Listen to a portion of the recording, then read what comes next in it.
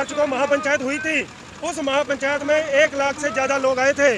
उस महापंचायत ने मुख्यमंत्री का तख्ता पलट दिया, उत्तराखंड के मुख्यमंत्री का। लाखों लोग इकट्ठा हो रहे हैं बंगाल में, अब कोई कोरोना नहीं है। करोड़ों अरबों रुपया बर्बाद कर रहे हैं, मीडिया सारा बाय कर लिया इन्होंने। और दलाल मीडिया कोई खबर किसी को नहीं दिखाता है, सारी उल्टी, किसानों की भी खबर उल्टी दिखा रहा है। काल में ममता की सरकार फिर आएगी, ये जितना मर्जी जोर लगा ले। हाँ, एक बात है कि ईवीएम इनके हाथ में है।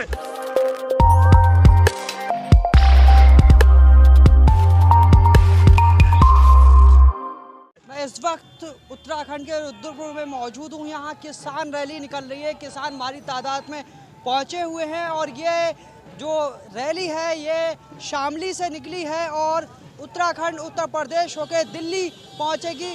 किसानों को जागरूक करने के लिए ये रैली निकाली जा रही है। भारी तादाद में किसान हैं, तकरीबन 200 ट्रैक्टर से किसान यहाँ आसपास के मौजूद हैं और किसान लगातार ये सरकार से अपील कर रहे हैं कि जो 3 कानून है उसको वापस लेना चाहिए। क्या कहेंगे इस रैली से, क्या जो है सरकार को मैसेज देंगे? ये किसान हमारा बहुत, ये कम से कम 150 दिन से रोड पर बैठा है। ये काले तीनों कानून जो है वापस लें और एमएसपी की हमें गारंटी दें। हमारी हाथ जोड़ के विनती है किसान से, सॉरी सरकार से, कि ये तीनों दिल है जल्द से जल्द वापस करें। सरकार तो कह रही है कि हम वापस नहीं लेंगे। उनको लेने पड़ेंगे सर, बिल्कुल लेने पड़ेंगे। आप देख सकते हैं भारी तादाद में यहाँ पब्लिक मौजूद है, किसान है, मजदूर है और उनकी ये मांग है कि सरकार को ये तीनों कानून वापस लेना चाहिए। आपको बता दूं मैं कि Ghazipur border, Singhu border, Shahjahanpur border पे पहले से ही प्रोटेस्ट चल रहा है। उसके बाद किसान पंचायत का दौर शुरू हुआ, किसान पंचायत हुई, अब ये ट्रैक्टर रैली निकाल के जागरूक किया जा रहा है। लगातार यहाँ पर किसान है और भारी तादाद में किसान यहाँ मौजूद हैं और सरकार से अपनी बात मनवाने की कोशिश में है। हम इस वक्त उत्तराखंड के रुद्रपुर में हैं। रुद्रपुर में ये किसान रैली निकल रही है जो शामली से चली है, रुद्रपुर उत्तराखंड होते हुए पीलीभीत यूपी, उसके बाद रामपुर मुरादाबाद होते हुए ये रैली दिल्ली के लगातार सरकार से अपनी बात मनवाने की कोशिश में है। क्या कहेंगे, सरकार इसके बाद कुछ मानेगी? सरकार सर, अभी तो सरकार किसी की बात सुन नहीं रही है, लेकिन हमें पूरी उम्मीद है कि एक न एक दिन ऐसा जरूर आएगा जब सरकार किसानों की बात सुनेगी और हम इसी की उम्मीद के साथ लगातार संघर्ष कर रहे हैं। अच्छा, आपने जो है गाजीपुर बॉर्डर पर और दिल्ली के अलग अलग बॉर्डर पर किसान बैठे हुए हैं, उसके अलावा ट्रैक्टर रैली निकाली और किसान पंचायत हुई, मगर सरकार बैकफुट पर आने को स्थिति में दिख नहीं रही है। क्या कहेंगे? देखिए सर, उम्मीद पर दुनिया कायम है और हम ही इसी उम्मीद के साथ कि सरकार हमारे साथ अन्याय नहीं करेगी।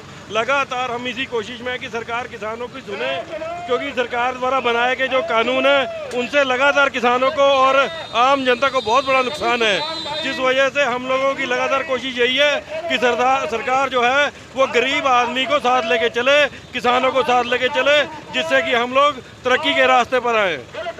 सरकार तो पश्चिम बंगाल में बिजी है चुनाव लड़ाने में। देखिए, ये सरकार की अपनी नीति है, सरकार क्या कर रही है, लेकिन हम अपनी जगह पर अडिग हैं। हम अपने कानून वापस कराए बिना नहीं मानेंगे। अमित शाह कह रहे हैं कि बंगाल के किसानों को वहाँ से इंसाफ दिलाएंगे। क्या लगता है, पूरे देश के किसानों को इंसाफ दिला दिया क्या? सर, जब तक जो किसान दिल्ली के बॉर्डर पर बैठे हैं, अगर उन्हें इंसाफ नहीं मिला तो क्या हम उम्मीद कर सकते हैं कि वो उन किसानों को इंसाफ मिलेगा?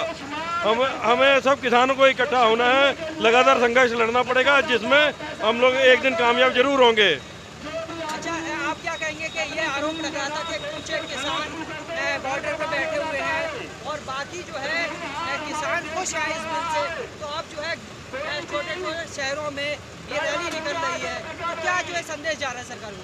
सर, इसमें सर सरकार द्वारा लाए गए कुछ गुर्गे थे जिन्हें उन्होंने सिखा पढ़ाकर वहाँ पर इकट्ठा किया, लेकिन देश का 100% किसान जो है वो इस नीतियों से परेशान है, वो आत्महत्या कर रहा है और हम नहीं चाहते कि हमारे भाइयों की और हत्या हो।